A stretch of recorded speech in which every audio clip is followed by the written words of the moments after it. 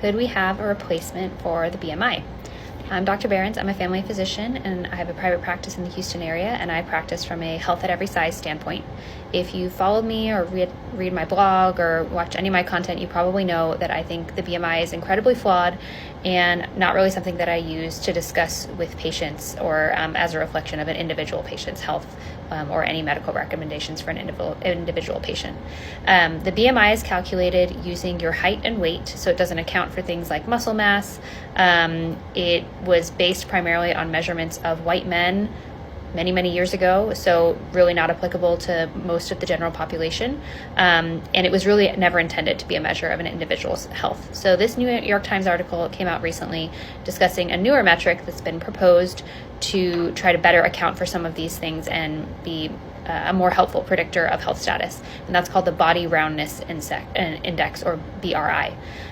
So this metric includes some additional calculations, not just height and weight. It also includes waist and hip measurements, and it's basically a mathematical calculation of how round a person is, with the thought that the more round you are, the more visceral or abdominal fat you will have around the organs, which we know is associated with metabolic disease.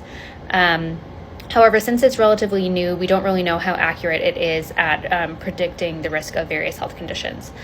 So this New York Times article was referencing a recent JAMA study that was published in June, where they used data from the CDC and NHANES to calculate the associations of BRI with all-cause mortality. And it did show that people who are in the lowest and the highest ends of the scale on the BRI had increased mortality risk compared to those in the middle. So it might be somewhat helpful for predicting mortality risk.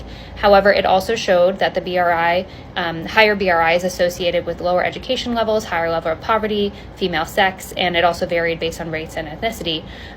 They did try to adjust some of these things when making comparisons, but that actually made some of the associations between BRI and all-cause mortality different and less significant, particularly for women, those with more than a high school education, those living in poverty, and those with a family history of cardiovascular disease.